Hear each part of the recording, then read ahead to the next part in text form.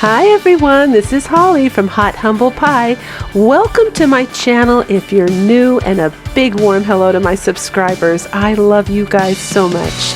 Today I am bringing you some more Valentine DIYs that can be kept up all year round, and as always, I hope you enjoy the show.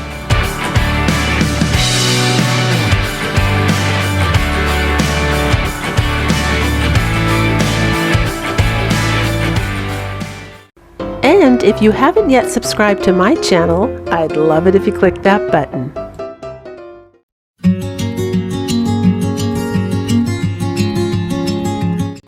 For this craft, I used a Dollar Tree heart and this utility panel from Home Depot. You can also get it at Lowe's. I think they're about the same price. And I cut it into a heart shape using this cute little Dremel. Now it worked. You can see the little edges there are a little jagged. I actually love that. I think it adds to the rustic feel. And I'm using a Dollar Tree calendar that, again, the subscriber that wishes to remain unnamed, it was part of her craft supply package, and thank you so much for that. You know who you are. And I'm going to go ahead and trace this heart out here. Now it doesn't have to be perfect because I'm going to be doing something to the edges here. You'll see in a minute to make it fit, but just to start out, trace your heart. And you don't have to have a calendar for this either. It's just I like to use up the calendar pages, especially if someone's sending me some craft supplies. And I thought this was so beautiful, but you can find so many beautiful images like this online. So anything that you find that you like, use that. So here I'm taking this time some fire, and I'm going to burn the edges, singe the edges. Thank you to the subscriber who made a comment last week. Singeing was the word I was looking for. I want to leave that little brown mark behind. I want the edges to be uneven and just look rustic. So we're using a lighter. You can use, you can tear it if you want. You can wet it if you want and tear the edges. Some people like to do that. There's all different kinds of methods for doing that. I just wanted to do the lighter this time with the fire. So now I'm adding some Mod Podge for this. I've been using the glue stick a lot lately, talking about how it doesn't leave lumps and bumps, and that is true. But for this particular craft, I do want some wrinkling. I do want a little bit of lumps and bumps because I think that looks more like old paint when it lifts and bubbles. And I'm going to sand the top a little bit, and wherever those raised surfaces are, it will sand off and will just add to that whole look that I'm going for.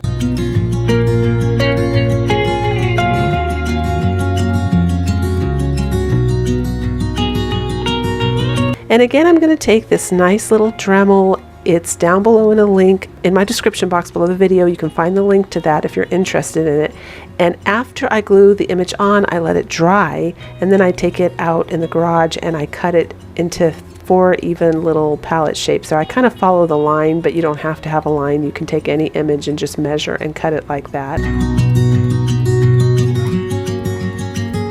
I didn't bother with wood glue because this paneling is only 1/8 inch of a, it's the same thickness as a Dollar Tree sign. So really thin, really lightweight. You can use wood glue if you want it to be extra strong. You can always do that, or some super glue, that would work too. But you don't have to. The hot glue will hold just fine if it's just for a little decor piece. But if you're going to be rough with it, use something stronger. And now I'm going to take some of my water acrylic stain here. I love this stuff. It's odorless, so if you're sensitive to odors, it's ideal. But this worked a little bit better when I did a test run off camera. I just did something on a scrap piece of wooden paper with the wax, and this worked better as far as being slimy and kind of staining the edges of the paper. Like you see it, you can see it, it's staining the paper there and kind of soaking into the paper a little bit. So that worked a little bit better for me for the look I was going for. If all you have is wax, use that. If all you have is brown paint, water your brown paint down and try to make it perform a lot like a stain. If you do that, it should. And this is what you end up with, you guys, and I absolutely love this.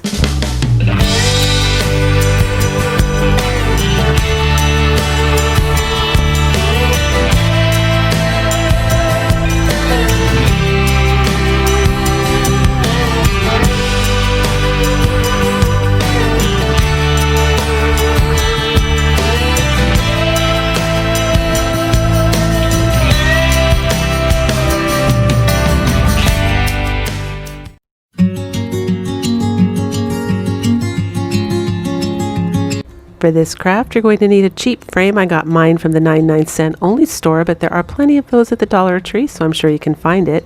And some paper, any paper of your choice. But I thought it would be fun to go over this real quick. I got my paper at Hobby Lobby. It's listed as buffalo check, but some people came on and said, you know, hey, that's gingham and it's smaller. It's a gingham print, and the bigger one is a buffalo check. So I looked it up because I thought it would be fun. Well, it says here, the difference is that the buffalo check, also known as buffalo plaid, originated as an alternating a red and black pattern with a larger pattern size as compared to the gingham prints. Gingham is typically a smaller check pattern originating with red, white, and blue prints woven with white. For both prints, all of the checkers are square and the same width, so we know that it's a plaid print. But here's what I thought was interesting. It does say when you're talking about it in conversation, though, in order to identify it, it is about the width of the stripes. So technically, someone got it wrong, I guess, on the Hobby Lobby site, unless I'm misunderstanding that. But I'm using a gingham print. This is a gingham print. It's a little mini buffalo check. But obviously, if we say either one, it's understood. And I also bought some felt hearts there from the Dollar Tree, and now I'm just taking some parchment paper. I'm going to trace out a template because I'm going to need to cut out some cardboard to fit inside that inner cardboard frame there.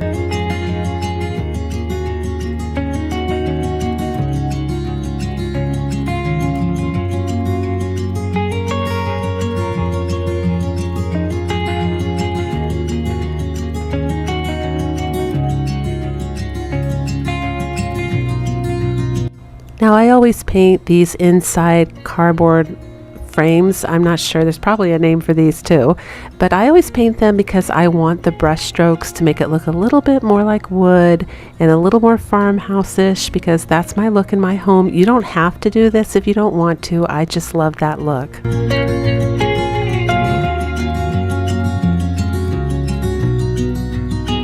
And of course, the gold has to go if we're doing farmhouse decor or rustic decor. I'm just using simple old acrylic paint. And I do want to say, this is called Crafts Smart Paint. I bought 64 ounces. It comes with a pump from Michaels, and it was on sale, I think. I only spent like $11. I mean, it was a big, I can tell it's going to go a long way, but it has really impressive coverage. And I'm not sponsored by anybody in this video, you guys, on anything that I talk about. I'm just trying to help fellow crafters out there. But it's a matte paint, and it wasn't see-through, and when it dried, looked pretty much like the chalk paint that you buy, very, very close. So to pinch, it's a great substitution. I was impressed. So I've mentioned this in previous videos. If you want to get your paper down with the least amount of wrinkling, to try and stick with the driest glue possible, I used a glue stick, and you're going to see me here just antique it with some more wax. I'm going to glue some of those foam hearts down that I did on my previous video. But while you're watching me do that, I want to go over some other tips and tricks for you. If you print on an inkjet printer and you're worried about your ink running, if you're worried about your paper bubbling when you glue something down, the best way that you can handle this is to use the driest glue. Okay, that's all great. So, but Holly, what if we have an uneven surface? Then you have to stick with a wet glue like a Mod Podge or a regular school glue. Now, school glue will make things wrinkle a little bit more than Mod Podge. Sometimes you want that, sometimes you don't. But the most important thing is that they're both wet, and they will cause certain ink brands to run. So you can also take your paper that you've printed up, turn it upside down, mist it lightly with a clear varnish or a polyacrylic clear spray, just any clear piece of plastic. Don't use hairspray, that's not going to be adequate enough. It may yellow, and it just doesn't provide a strong enough, thick enough shield of plastic to protect it. If you are really serious about that craft and you don't want anything to go wrong, you're going to want to use a proper polyacrylic spray or a clear varnish. You mist the paper on the back about 2 or 3 times, really lightly. Don't mist it strong or you'll make your ink run. It has to be a light mist. Let it dry, mist it, let it dry, maybe even a 3rd time, and then you should be able to apply that paper onto a wet surface without the ink running. It's worked for me, hopefully it will work for you. And of course the same thing applies for after you glue paper down with that really dry glue and you've gotten a great result and there's no wrinkles and bubbles. Mist that surface a couple times, let it dry in between, and then seal it with Mod Podge if that's what you desire, and all should go well, fingers crossed. So here's the felt hearts from the Dollar Tree. These come apart really easy. I'm just peeling the white heart part off of the colored part, and at first I wanted to put 2 red ones on the end, and then I just thought no, that's way too loud, so I just stayed with 5, 1, 2, 3, 4, 5, yeah, I think there's 5 hearts altogether. I just stayed with 5 hearts instead, and I'm putting a little garland across the top here, and I glued some twine on the top for the garland piece. I did have to kind of glue it in the middle there to make it look like it was sagging down because the felt hearts weren't heavy enough, so I glued the center. I don't know if that makes sense, but I kind of glued it to make it look in a U shape so it looked like a garland hanging. And I used some antique wax on the felt as well. I went with felt because felt is so vintage. That was so popular back in the day. I have these antique Christmas ornaments that are felt, so I thought that went really, really well with the theme, and this is what we end up with, you guys. Super cute.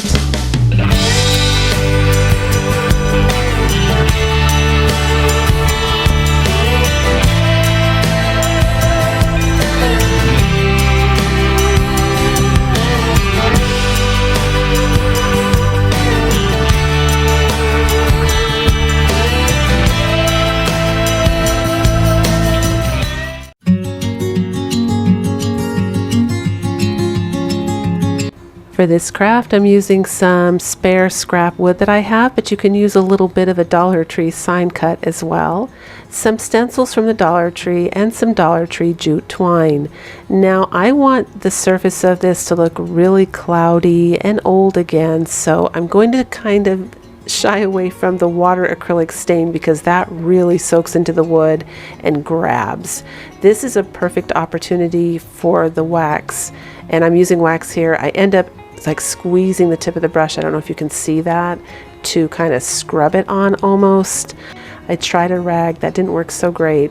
You could probably get away doing this with paint as well, and I'm thinking with paint you might want to try it with a rag. That might make it look, you get the right look. Definitely practice on some scrap, because if you're using a Dollar Tree sign it might perform a little bit differently. On a Dollar Tree sign I would actually recommend painting it a cream color and then doing this, not just directly on the back of a Dollar Tree sign. And then I'm just going to go ahead and put the hearts down, but I'm doing it really lightly with just a small drop of hot glue because I have every intention of removing those hearts. They're just there temporarily. And you can see me stenciling on the word love.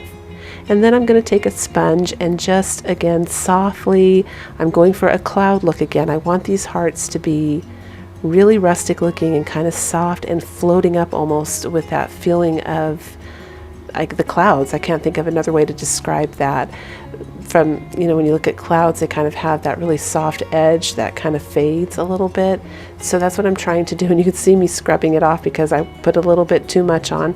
By the way, the sponge, when you paint and you wipe it off with a sponge or scrub it off, you get a really neat cloudy look underneath too. So don't panic if you make a mistake and have to wipe it away. I found it actually added to the look, so it was no big deal. And now I'm going to go ahead and take off these little stickers. Now, it did remove some of the wax. Again, no big deal because the hot glue came right off the wood, so I just used a little bit more of the wax where those circles were and redid them, and everything came out great. And I'm doing it right here. You can see me doing it.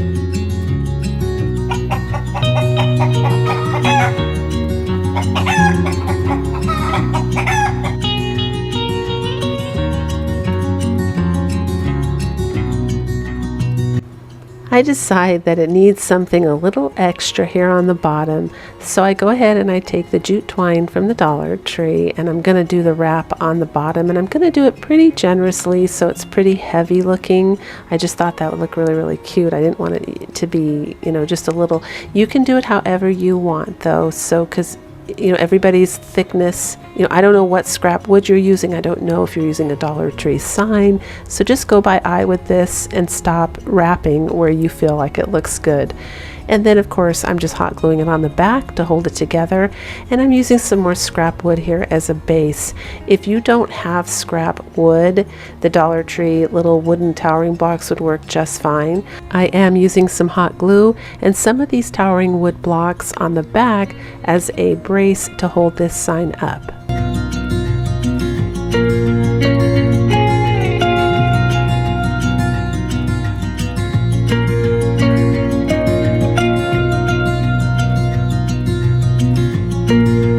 And I love how this came out.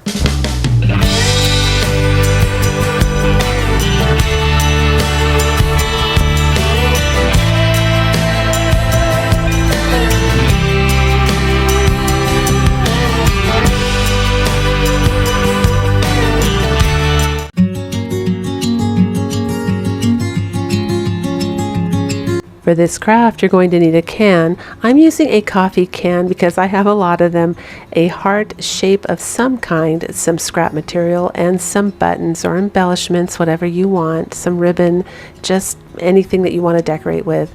I'm going to start by giving this a coat of a very neutral, soft, kind of creamy tan color here.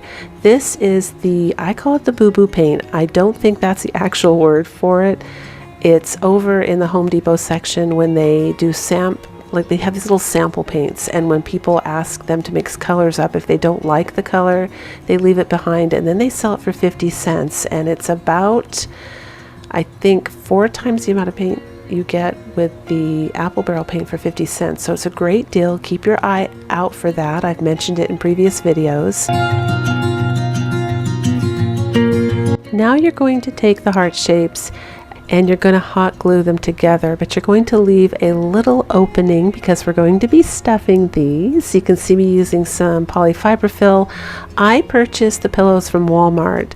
They're about $3.79 where I live, and they come in the center bins, but you get a lot more polyfiberfill in the pillows than you do when you buy polyfiberfill from a fabric store, at least where I live. So get the cheapest deal you can get. You can also just use cotton balls pulled apart as well. That would be just fine, and those are usually really accessible for most people. So use a cotton ball pulled apart. You want to pull it apart though so it's not too lumpy. You want to really make it wispy. That's the trick there, to make it nice and smooth. You're putting in little tiny bits at a time. And now I'm just decorating them and making them look really, really cute. So you're going to see what I do here. I'm using the Dollar Tree ribbon. I love to cut this ribbon in half. One, because it looks, if you're making small things, it fits better. And two, the edges tend to fray when you work with it and touch it, and it makes it look more rustic and distressed. That look that I'm going for, that vintage look where things look a little ratty-tatty, like they've been around for a while. So you can see it there on the edges. It's already starting to fray a bit. I just love that look. If you don't, you can leave it intact in one piece, but I love that look. And what you see me tying on there is some mop thread. I pull the mop thread apart. I get the little individual yarn strands, and I love those as well. I think they kind of have a natural curl to them, a wave, and they also are very fuzzy looking. So I just love that look for what I'm going for. And I'm just using some spare buttons that I have. I showed you the Dollar Tree buttons because you can paint those, but I have a lot of spare buttons that I'm probably never going to use. I'm never going to use them. So I decided to go ahead and use them for this craft and just decorate them. And then I'm going to go ahead and take the water-based stain this time and stain these little hearts and make them look, rustic and primitive and match the rest of my home decor.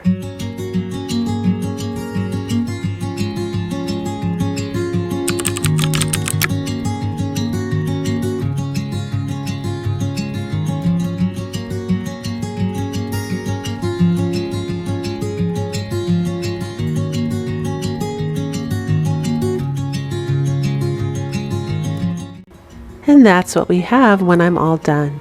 Now back to the coffee can here. I love these Dollar Tree lace doilies. I've had a thing for paper lace doilies since I was a little girl. I just think they're so pretty. I've always wanted to craft with them, but I never really knew what to do, so I'm really trying to make an effort here. I do have to cut it down a little smaller because it's not going to fit on the top, the outside of the coffee can. It was a little bit too big. And I take some more of that paper I bought from Amazon. It's age paper. This is the striped sheet. out of that pack. That's below my description box as well if you want to see what I bought. And now I'm just using my finger to apply the Mod Podge. I do use my fingers a lot in crafting, you guys. It just helps me. Sometimes I can't get the look I want with a brush, and I feel like I have more control with my fingers. Let me know how many of you guys do that too. But I get asked a lot how I get things down in the grooves with cans, and I do it with a sponge. I dab it gently while it's wet. Make sure there's not excessive Mod Podge on your sponge when you're doing that, because you'll risk lifting the paper because it gets too sticky, and you'll risk lifting it and tearing it. But if you use a clean sponge and you dab gently and you're patient, you'll get the results that you're after. And now I'm taking some spare plastic bags and some old moss that used to be really green, but it's actually going brown, which is what I wanted, and some absolutely beautiful lamb's ear I got at Hobby Lobby. It was $10 for 6 feet. It was on sale, a garland. I bought 3 of them. They're gorgeous. It's like the perfect lamb's ear. And I'm using that on the top, and I'm just taking a skewer from the Dollar Tree and poking the material. It's super easy to do because, you know, the end of those skewers are sharp. And I've made a little heart garden, you guys. It's so cute. Let me know what you think, but I absolutely love this.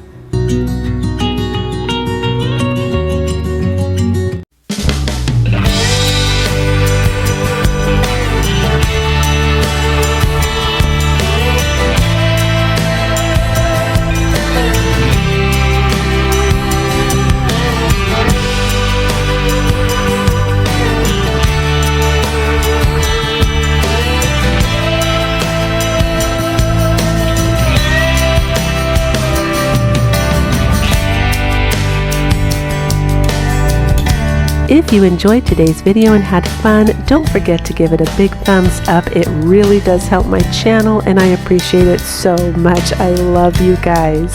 And until the next video, breathe deep, fret not, and do things that make you happy.